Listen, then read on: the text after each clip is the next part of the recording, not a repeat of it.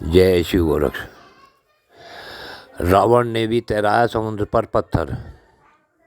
जब भगवान श्री राम ने समुद्र पर सेतु बनवा दिया तो लंका में शोक की लहर बहने लगी। जगह जगह चर्चा होने लगी कि समुद्र पर जो सेतु बना सकता है उससे युद्ध में जीतना भारी हो जाएगा। इस प्रकार की चर्चा धीरे धीरे पूरी लंका में फैल गई।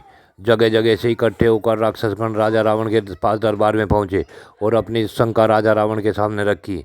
एक राक्षस बोला, है त्रिलोकी को जीतने वाले महाराजा रावण, समुद्र पर इतना लंबा सेतु कैसे बना? अगर लंका के शत्रु के पास ऐसे भी वानर हैं जिनके हाथों से पत्थर तैरते हैं तो लंका में राक्षसों का बच पाना मुश्किल हो जाएगा। जब समुद्र पर सेतु का निर्माण हो रहा था तो आपने सेतु न बने इसके रोकने के लिए क्या प्रयास किया था? क्या लंका के शत्रु ने सेतु को बनाने में किसी और शक्तियों की सहायता ली थी? लंका के सभी राक्षस आपसे यही प्रार्थना करने आए हैं कि हमारी रक्षा उस मायावी राम से कैसे संभव है। हमने सुना है कि उस राम का नाम ले लेकर हनुमान ने और अनेक वानरों ने जो पत्थर समुद्र में डाला उसी से सेतु बनता चला गया।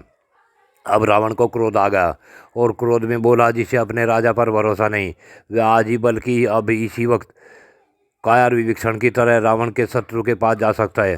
तभी रावण के नाना ने कहा, अगर प्रजा हताश है तो राजा का कर्तव्य बनता है कि वह अपनी प्रजा को साथ बना दे जिससे कि लंका में असुरक्षा न फैले।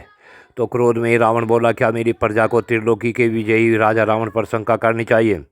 मेरे जिस शत्रु के पास न कोई विशाल सेना है, न ही स्वयं कहीं के राजा हैं, न किसी चक्रवर्ती सम्राट का सानिध्य है, जो स्वयं 14 वर्षों के लिए वन वन भटक रहा है। उन वनवासियों से लंका की प्रजा को कैसा भय है? जो एक कमज़ोर वानरों की सेना लेकर लंका के उस पार है, क्या वे दोनों वनवासी भाई रावण की सेना का मुकाबला कर सकते हैं? कभी नहीं। तब मंदोदरी के पिता बोले कि लंका की प्रजा लंका की सैन्य शक्ति पर शंका नहीं कर रही, बल्कि यह प्रजा तो पानी पर पत्थर तैरने जैसी घटना से भयभीत है। तभी रावण के नाना जी बोले कि अगर लंका का कोई भी राक्षस समुद्र पर पत्थर तैरा दे तो प्रजा को फिर किसी प्रकार का भय नहीं रहेगा। महाराज रावण की सेना में ऐसे अनेक वीर योद्धा हैं जो सारी आसुरी विद्या जानते हैं, लेकिन आज पहली बार ऐसी विद्या सामने आई है जो अचंभित ही नहीं भयभीत भी कर रही है कि जल के ऊपर पत्थर तैर गए और उससे इतने बड़े समुद्र पर विशाल सेतु तैयार हो गया। रावण क्रोध में ही बोला, अब सब जाओ, कल सुबह समुद्र पर सभी इकट्ठे होना। तुम्हारे सामने या तो रावण समुद्र पर पत्थर तैरा देगा, नहीं तो जल समाधि ले लेगा। और क्रोध में ही रावण पैर पटकता हुआ दरबार से अपने महलों में चला गया।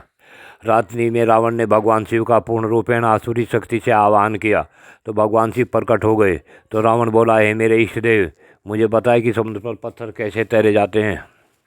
तो भगवान शिव मुस्करा दी और बोले कि श्री राम भगवान विष्णु जिनकी मैं आराधना करता हूँ, उन श्री हरि नारायण के पूर्ण अवतार के रूप में प्रकट होकर मानव मर्यादा का पालन करते हुए जीवन जी रहे हैं, क्योंकि तुम्हें वरदान प्राप्त है कि मनुष्य के अलावा किसी देवी देवता के हाथ से तुम्हारी मृत्यु नहीं आ सकती।